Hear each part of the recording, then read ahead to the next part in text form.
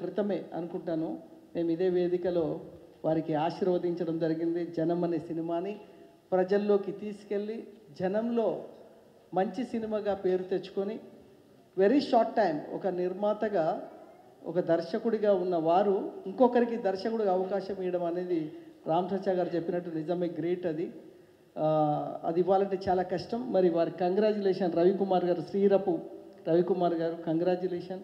సుమన్ గారి యొక్క క్యారెక్టర్ చూసినట్లయితే ఎక్స్ట్రాడినరీగా అనిపిస్తుంది పోస్టర్ పైన. సో చాలా బాగా డిజైన్ చేసారు అనుకుంటున్నారు Ravikumar. So all the best. ఈ సినిమా మంచి పేరు తీసుకొని రావాలి యూనిట్ అందరికీ. మరి Kiran hero nice congratulation, all the best. త్వరలో సినిమా కంప్లీట్ అయింది, ఫిబ్రవరిలో రిలీజ్ అని చెప్తున్నారు మా PRO box office Ramesh Kumar గారు. ఆయన ప్రతి సినిమాకి ఆయన బ్యాక్ ఉండి సినిమాని ప్రమోట్ చేయడంలో ఆయన దిట్ట. రమేష్ గారికి మరి అందరికీ ఆల్ ది బెస్ట్ చెప్తూ. ఏమన్నా ఇద్దరు క్యారెక్టర్లు ఉన్నాయా, నాది ఏమన్నా ప్రవీణ్ అనేది నేను తప్పుగా విన్నానా? ఇంత పెద్ద క్యారెక్టర్ నాకు ఇస్తున్నారు సార్, కొత్త ఆర్టిస్ట్ని కదా. ఫస్ట్ భయం వేసింది సార్. సార్ నాకు చాలా ధైర్యం చెప్పారు, నువ్వే చేయాలి, బాగుంటుంది, చాలా ఫన్ ఉంటుంది, ఈ బాడీ లాంగ్వేజ్ చాలా బాగుంటుంది, అది చేయి అని చెప్పి నాకు బాగా సపోర్ట్ చేశారు సార్. తర్వాత హీరో గారు బాగా హెల్ప్ చేశారు నాకు కంటెంట్లో కూడా, ఇట్లా చేయాలి అట్లా చేయాలని చెప్పి. ఇంకా ప్రొడ్యూసర్ గారు ఈ అవకాశం ఇచ్చిన దానికి చాలా థ్యాంక్స్ సార్. మార్నింగ్ ఈ సినిమాలో నాకు ఛాన్స్ ఇచ్చిన డైరెక్టర్ రవి గారికి అండ్ ప్రొడ్యూసర్ రమణ గారికి చాలా చాలా థ్యాంక్స్ అండి. సో ఫస్ట్ టైం ఈ స్టోరీ వినగానే యాక్చువల్గా చాలా బాగా నచ్చింది. అండ్ యాక్చువల్గా నరేట్ చేసిన విధానం నాకు చాలా బాగా నచ్చింది, రవి గారి నరేషన్ కానీ, అండ్ తీసిన విధానం కూడా అలానే ఉండింది. సో ఈ సినిమా ఎలా ఉంటుంది ఏంటని, అంటే థియేటర్స్లో ఆడియన్స్ రెస్పాన్స్ కానీ ఎలా ఉంటుందని నేను చాలా ఎక్సైటెడ్గా వెయిట్ చేస్తున్నాను. అండ్ నా కో యాక్టర్ రవి కూడా చాలా హెల్ప్ చేశాడు నాకు. అంటే ఇద్దరం చాలా క్లోజ్గా అయిపోయాము మూవీలో వర్క్ చేసేటప్పుడు. అండ్ యా, థ్యాంక్ యూ అండి, థ్యాంక్ యూ. ఇక్కడ విచ్చేసిన మీడియా మిత్రులకి, స్టేజ్ మీద ఉన్న పెద్దలకి అందరికీ థ్యాంక్ యూ వెరీ మచ్ ఇక్కడికి వచ్చినందుకు. ఇది నా ఫస్ట్ సినిమా అండి, పింకీ టైటిల్. అయితే మేము రిలీజ్ డేట్ వచ్చి మన ప్రొడ్యూసర్ గారు అనౌన్స్ చేస్తారు. ఈ సందర్భంగా నేను మీడియా మిత్రులందరికీ చెప్పదలుచుకున్న ఒక విషయం ఏంటంటే, మీకు పోస్టర్లు చూసినప్పుడు ఒక ఐడియా వచ్చి ఉంటుంది ఇది ఒక చిన్న సినిమా అని చెప్పి. సో ఇలాంటి చిన్న సినిమాలు యాక్చువల్గా ఎప్పుడు వచ్చాయి ఎప్పుడు వెళ్ళిపోయి కూడా ఆడియన్స్ తెలియదు. సో బ్రదర్ కొంచెం కాన్సన్ట్రేట్ ప్లీజ్. సో ఇలాంటి సినిమా బయటికి వెళ్ళాలంటే దానికి ఖచ్చితంగా మీడియా సపోర్ట్ అయితే 100% కావాలి. అంటే మేము కోట్లు పెట్టి అయితే మనం పబ్లిసిటీ చేసే పరిస్థితి కాదు. సో మీ సపోర్ట్తో, ఇది ప్రొడ్యూసర్ గారి సపోర్ట్తో ఒక మంచిగా జనాలు రీచ్ అవుతుందని చెప్పి నేను అనుకుంటున్నాను. థ్యాంక్ యూ సో మచ్ అండి. వందనం. మీడియా మిత్రులందరికీ వందనం, అభివందనం. నేను మద్రాసులో దాదాపు 1981 నుంచి మద్రాసులో ఉండటం జరిగింది. అక్కడ నేను పెద్ద వారితో పరిచయాలు ఉన్నాయి, కానీ ఒక డైరెక్టర్ కోసం అక్కడ పడే అవస్థలు ఏంటో నేను ప్రత్యేకంగా చూడటం జరిగింది. అందువల్ల నేను నిర్మాత అయినప్పటికి కూడా నేను జరిగిన కథ అనేటువంటి 2022 ఒక సినిమా రిలీజ్ చేయడం జరిగింది, మంచి హిట్ అయ్యింది. అలాగే జనం 1 మొన్న అది మంచి IMDb కూడా 8.9 మంచి మార్కెట్లో మంచి హిట్ సినిమాగా వచ్చేసింది. అంటే ఒక ఆదర్శ భావాలతోటి సినిమా తీస్తే అది జనం చూస్తారా లేదా అనేటువంటి ఒక అనుమానాన్ని మాకు చాలామంది చెప్పడం జరిగింది. అయినా కూడా నేను ధైర్యం చేసి మా టీ కృష్ణ వాళ్ళందరితో మేము తిరిగి అప్పుడు చేసిన రోజులు కాబట్టి అలాంటిది ఒక సినిమా చేయటం, ఆ సినిమాని ప్రేక్షకులు ఆదరించటం చాలా ఆనందంగా ఉంది. అలాగే రేపు జనం 2 అనేటువంటి సినిమాను కూడా ఇప్పుడు నిర్మాణం జరుగుతూ ఉంది. జనం పార్ట్ 1 అయిపోయింది, పార్ట్ 2 ఆ సినిమాని రేపు పింకీ ఫిబ్రవరి 1st వీక్ రిలీజ్ చేయాలనుకుంటున్నాం. అది రిలీజ్ అయిన వెంటనే ఫిబ్రవరి ఎండింగ్ కానీ మార్చి కానీ ఆ సినిమాను కూడా మా ఆత్మీయులు మా రామ్ సత్యనారాయణ గారు ఆ సినిమాలో ఒక ముఖ్యమంత్రి పాత్ర వేస్తూ ఉన్నారు.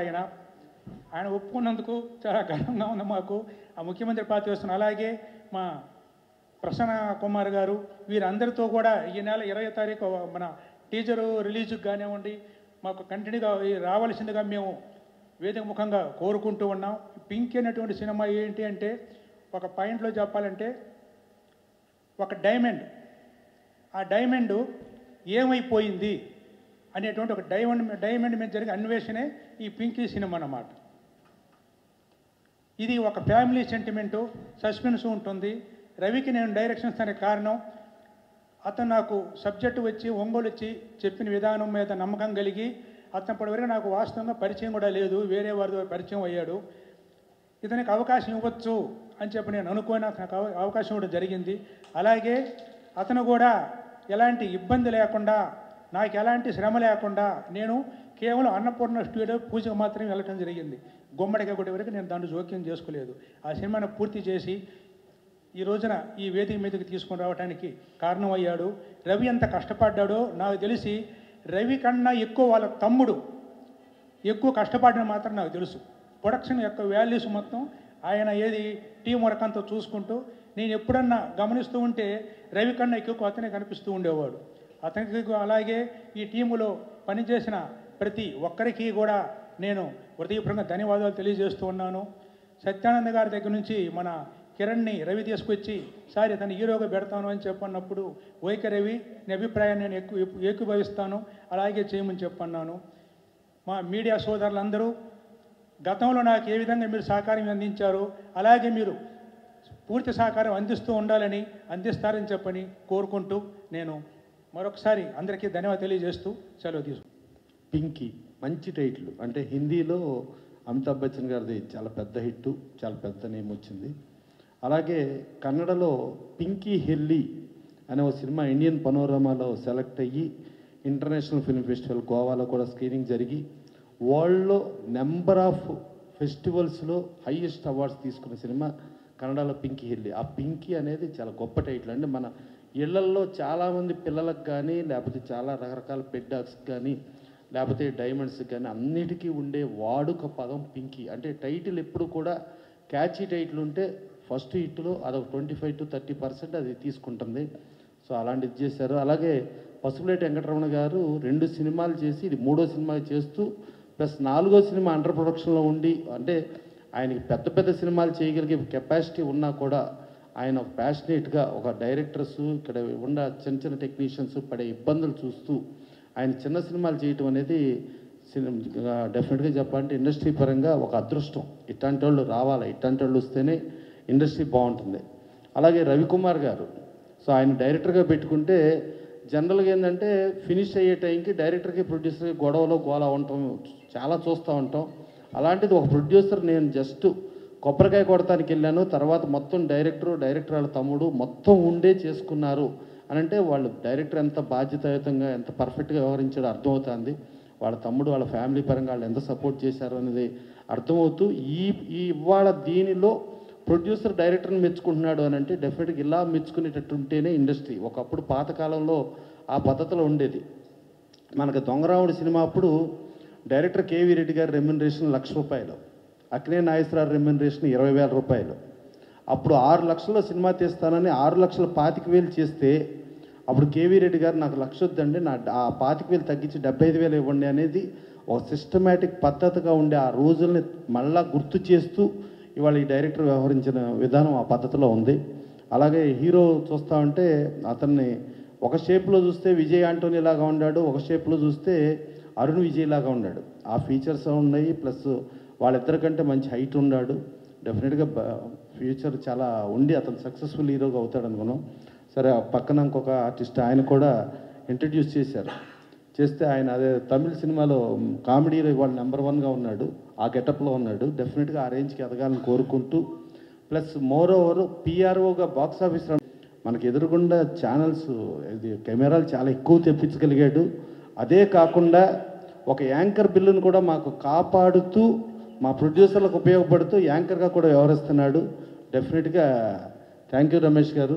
ఇలా మాకు పొదుపు మార్గాలు చూస్తే మేము ఇంకెన్నో సినిమాలు తీయడానికి పనికి వస్తుంది.